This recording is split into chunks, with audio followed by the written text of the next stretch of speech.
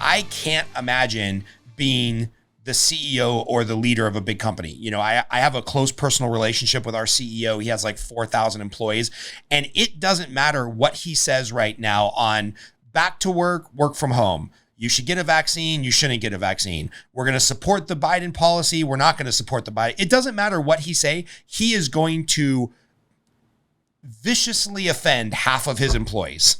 Like, you know, this issue is so divided. How can leaders approach this right now if they're like, hey, I got to lead a group of people. I don't want 50% of my employees to feel ostracized or walk out on me. But, you know, we've got to make some business decisions. Do we fight this new Biden mandate where employees or companies over 100 employees have to get vaccinated? Or do we acquiesce? Or do we do this? Or do we like just making these really tough decisions in a segmented society where 50% of your employees are probably more left leaning and 50% are more right leaning?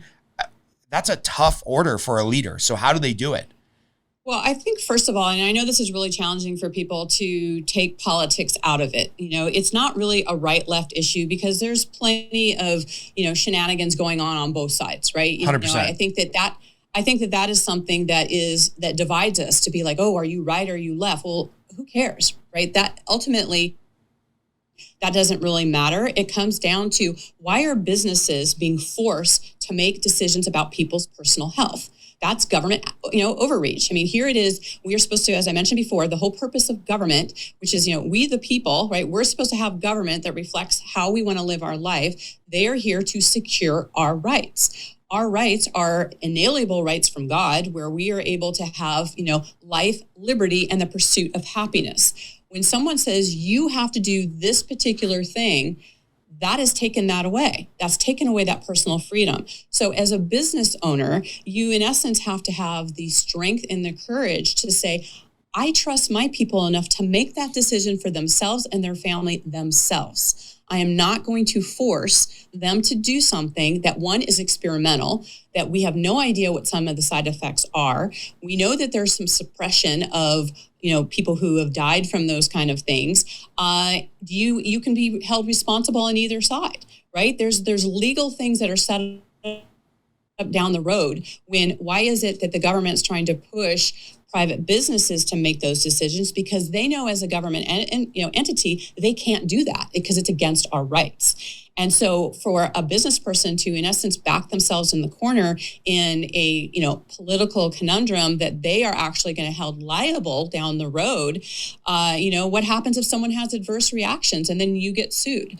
Right. And, you know, people will say, well, the opposite can be true where you can get sick or things can happen. But people are forgetting this is a human body. You are going to get sick if you don't take care of it. Right. There are things that you can do to protect yourself from that. People can have choices where it's like, OK, if you don't feel comfortable being in, you know, connecting with humans and being together, you can work from home. There can be options with that, but you let people make those decisions from themselves. I mean, I think it's a very scary position when the government gets to tell you what you put in your body, how you're going to run your business, and what that looks like from a day-to-day.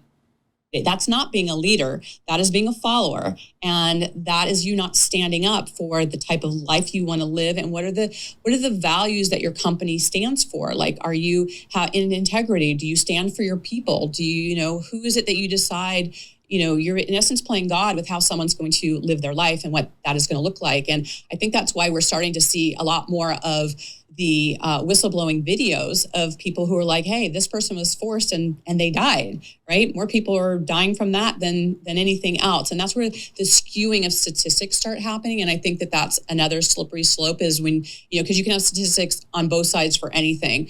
But I think it comes down to the fundamental overreaching of people being able to make decisions about their health for themselves. Yeah, it's funny. I was kind of trying to think through this because I'm sympathetic to people that are in leadership positions right now. And I'm like, all right, let me do this thought experiment. Let's say I could wave a magic wand and know for certain that the vaccine works with 100% efficacy. There's no negative side effects. Basically, it's the most, you know, rose-colored painting or rose-colored glasses that you can see this through. Everything is perfect. Okay, I still don't want to live in a society where the government can have your business force you to take anything.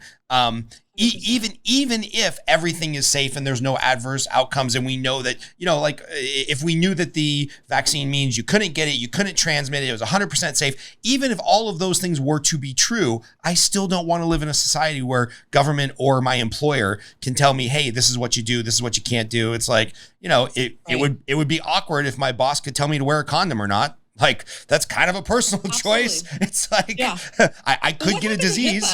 I could get a disease by not wearing a condom, but that doesn't mean my CEO gets to call me and be like, hey man, it's Saturday night. Are you strapping up? Like that would be awkward.